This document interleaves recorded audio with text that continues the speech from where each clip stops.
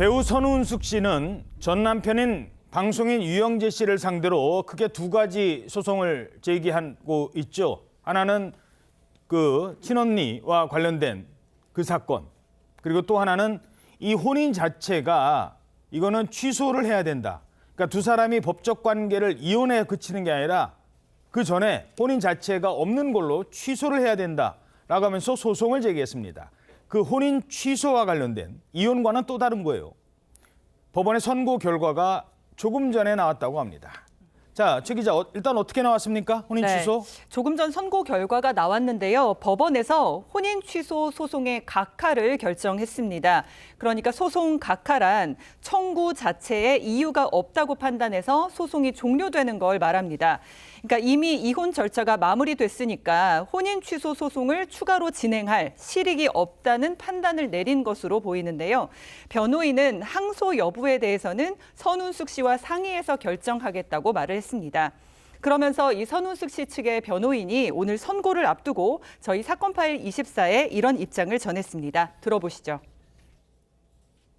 강아지 한 마리랑 함께 외롭게 살고 있다라고 항상 유영재 씨가 얘기를 했기 때문에 와이프라고 칭하는 여자분이 있었는지도 전혀 모르는 상태에서 결혼을 하셨거든요. 그분의 존재가 누구인지에 대해서 밝히는 게 주 목적이었습니다. 유영재 씨가 나눈 문자들, 그 여자분을 와이프라고 지칭하고 조만간 결혼할 사이라고 하는 등, 그리고 결혼 직전까지도 항상 같이 함께 다녔던 그런 사진들, 동영상들, 그런 것들을 제공받았기 때문에 결국은 선운숙 씨가 당시에 동거하고 만났던 여자의 존재를 밝힐 수 있었고 상당한 의의가 있다라고 생각을 합니다. 자, 이혼이 있고 혼인 취소가 있는데 왜 이혼에 그치지 않고 혼인 취소까지 갔을까요? 예를 들어서 내가 저 사람과 결혼을 했는데 막 사기를 친 거예요. 내가 그 사실을 알았으면 저 사람과 절대 결혼 안 했을 텐데 그걸 속이고 결혼을 한 겁니다. 그러니까 나는 속은 거예요. 거기까지도 법적으로 인정을 받고 싶은 겁니다.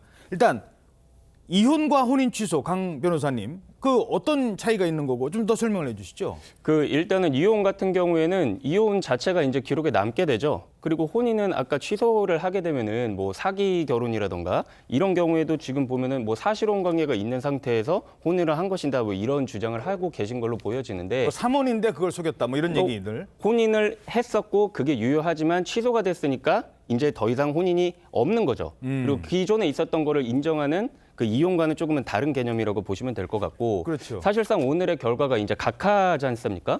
청구 자체에 이유가 없다라고 이제 법원이 판단을 한 건데요. 이미 이혼 절차가 마무리됐단 말입니다. 이미 이혼 절차가 마무리가 됐는데 이 혼인 취소 소송을 추가로 어떻게 이렇게 진행을 해야 될 실익이 없다라고 판단을 한 것 같아요. 그러나 이 변호인은 항소 여부에 대해서도 일단은 선우은식 씨와 그 상의를 할 것이라고 전달을 하고 있습니다. 예. 자, 근데 아까 이제 재판을 통해서 그 과정에서 여러 의미 있는 증거가 발견됐다라고 하던데 그게 뭘 말하는 걸까요? 네, 지금 선우은숙 씨 측의 이 변호인이 얘기하는 겁니다. 말하자면은 사실혼 관계를 입증할 만한 증거 여러 가지가 있다. 여기서 지금 사실혼 관계를 입증할 만한 증거라는 거는 앵커님 말씀하신 것처럼 지금 혼인 관계 중이었다면 이거 자체로 이제 혼인을 취소하지만 이미 이혼된 상황인데도 선우은숙 씨가 왜 이혼 소송을 제기한 거냐면요. 이렇게 얘기하는 겁니다. 이미 사실혼 관계에 있다는 거는 결혼한 사람이라는 거잖아요. 결혼한 사람이 나와 다시 결혼하는 건 중혼이다. 그렇기 때문에 이제 선우은숙 씨는 강력하게 혼인 취소 소송을 원했던 것인데 지금 이번에 그걸 원하면서 재판부에 제출한 그런 여러 증거가 있습니다. 첫 번째는 이 유영재 씨가 해당 여성한테 보냈던 문자 혹은 지인들한테 와이프라고 칭하면서 보냈던 여러 문자들이 있습니다. 예. 네, 그리고 두 번째는 이 유영재 씨의 자동차가 있는데 보험을 들었는데 거기 유영재 씨 본인 말고도 이 차를 또 자주 이용할 수 있는, 운행할 수 있는 사람으로 본인의 아들 그리고 사실혼 관계에 있는 여성 또 A 씨의 이름도 보험에 등재가 돼 있다는 겁니다. 그렇죠. 이제 보통은 이제 가족들이 그 보험 계약할 때 그렇게 같이 들어가거든요. 네, 그리고 또 이제 다른 하나는 동영상인데요. 지금 저희 사건 파일 24 제작진에게도 전달이 돼 있는데 저 지금 동영상 속의 행사가 선운숙 씨와 결혼하기 2달 전에 있었던 행사입니다. 예. 그런데 여기에 지금 저희가 보여드릴 수는 없지만 그 사실혼 관계에 있는 해당 여성이 이 행사에 함께 참여를 했고 이제 다른 분들이 보기에 이 두 사람을 부부로 인식했다 이렇게 얘기하고 있는 게 선우은숙 씨 측의 변호사의 주장입니다. 예.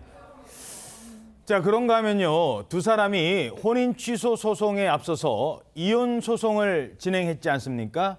근데 부부가 이혼 소송을 하려면 서로 이제 변호사를 선임하잖아요. 근데 본인 변호사는 보통 누가 그 비용을 댑니까? 본인이 되는 게 맞잖아요. 근데 선우은숙 씨 변호인의 주장에 따르면 이 변호사비를 이런 사람이 상대방이 냈다는 겁니다. 들어보시죠. 유영재 씨는 항상 잘해주지 못해서 미안하다라는 얘기를 하면서 이혼소송 변호사비도 요청을 했고요. 그때는 이제 선운숙 씨가 언니로부터 강제추행 피해 사실을 듣기 전입니다. 어차피 성격 차이로 헤어지긴 하지만 그래도 좋게 헤어지자. 빨리 이혼하고 싶은 마음으로 변호사비를 해주셨습니다. 인터넷비 무슨 뭐 와이파이비 이런 것까지도 해지할 때 해약 위약금 내야 되는데 뭐 10만 얼마 뭐 20만 얼마인지 잘 모르겠는데 그런 것도 그 선운숙 씨한테 달라고 그러고 생활비 부담과 관련해서 선운숙 씨가 훨씬 많이.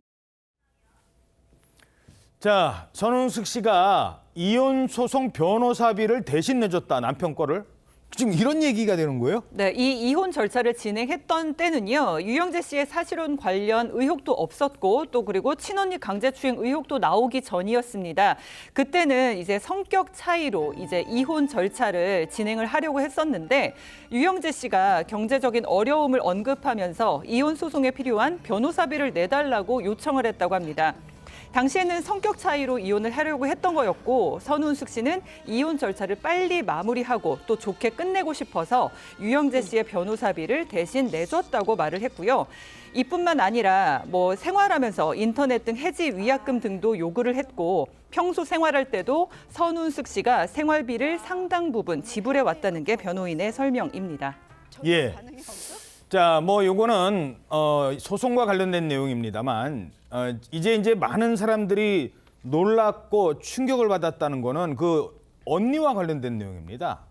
아니 언니한테 어떻게 그런 행동을 선운수 씨가 나중에 그 녹취 듣고 혼절을 했다 하잖아요. 아니 어떻게 우리 언니한테 그런 짓을 할 수 있어라는 부분이었거든요. 뭐 구체적으로 어제 전해드렸으니까 또 전해드리지 않겠습니다만 그 내용을 저희들이 좀 가려야 될 것 같아서 다 방송에서 못 드리니까. 거기에 대한 유영재 씨의 입장도 나왔다고요? 그렇습니다. 이제 어제 전해드린 내용 그 부분에 대해서 유영재 씨가 이걸 은숙 씨가 알면 안 된다. 은숙 씨한테 말하지 마라. 여기까지 이제 말씀을 드렸는데. 잠깐만요. 오늘 보신 분들도 있어서 뭐 무슨 뭐 본인이 뭐 옷도 다 갖춰 입지 않고 뭐 침대에 가서 누워 있었다 이런 얘기가 있었잖아요. 그러니까 이제 처형이죠. 이 선운숙 씨 언니가 이제 잠자리에 들려고 하는데 다짜고짜 와서 밀치고 한번 안아줄게 뭐 이렇게 했다든가 아니면은 자려고 하다가 눈을 떠봤더니 옷을 갖춰 입지 않은 채로라고 이제 표현 드릴 수밖에 없습니다. 선정적 표현을 피하기 위해서 옷을 갖춰 입지 않은 채로 침대 끝에 앉아서 성추행 발언을 했다 등을 비롯해서 이 외에도 더 입에 담기 어려운 변호사 표현으로는 방송에 부적절한 그런 이제 심각한 추행 내용들이 있다 어제 말씀드렸고 요거에 대해서 유영재 씨가 이걸 은숙 씨가 알면 안 된다 말하지 말라 이렇게 처형에게 요구했다고 말씀을 드렸는데 그 녹취 내용에 유영재 씨가 직접 본인 행위의 일부를 인정하는 그런 내용도 나온다고 합니다. 이제 뭐 어떻게 인정하냐면 그게 정확히는 어떤 행동, 그 여러 가지 성추행 중에 뭘 인정했는지까지는 알려지지 않고 있지만 그거는 내가 인정하는데 다만 그거는 친밀함의 표현이었다. 이렇게 주장하고 있는 것으로 알려졌습니다. 그건 가해자 생각이잖아요. 네, 그리고 처형에게 하는 어떤 친밀한 표현, 그러니까 저희가 뭐 지금 말한 것만 해도 이것이 처형에 대한 친밀함의 표현이냐 선을 넘어선다고 시청자분들도 생각하실 거라고 생각이 들고요. 그러나 유영재 씨 측의 입장은 이거는 친밀함의 표현이고 이것은 내가 행위의 일부는 인정하지만 절대 강제추행이 아니다. 이것이 지금 유영재 씨의 입장이라는 건데 당연히 저는 이 선우은숙 씨가 그 성추행의 내용을 듣고도 놀랬겠지만 은숙이가 알면 안 된다. 또 이런 내용. 또 그런 것에 대해서 친밀함이다 말하는 이런 것들도 충격이 더할 수밖에 없는 상황이지 않았을까 짐작해 봅니다. 잠깐만요. 선운숙 씨 친언니가 뭐 죄송합니다만 그 연예인의 또 언니다 보니까 70대로 알고 있는데 맞습니까?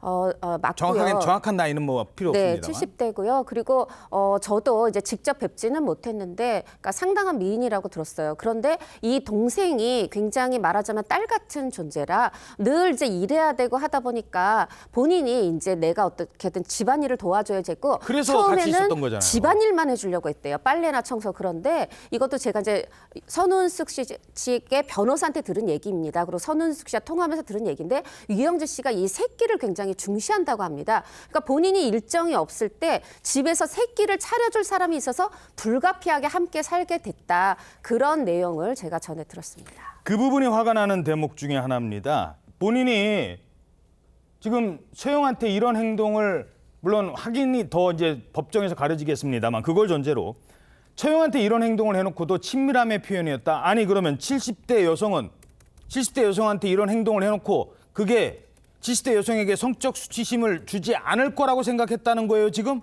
일정 부분 행위는 인정하면서 상대방이 동의하지 않았다고 진술하는 부분에 대해서 친밀함의 표현이라는 주장을 하는 것으로 보이는데 추가적인 주장이 더 있을 수도 있겠습니다만 이 주장은 현재 성범죄 수사 재판에서 거의 받아들여지는 주장은 아닙니다. 그렇지만 유영재 씨가 아직까지도 무죄를 주장하고 있기 때문에 그 결론은 지켜봐야 할 것 같습니다. 그렇지만 그 주장을 유지하려면 피해자가 신체적 접촉을 용인할 만한 관계에 있었음을 추가 입증할 필요가 있어 보입니다.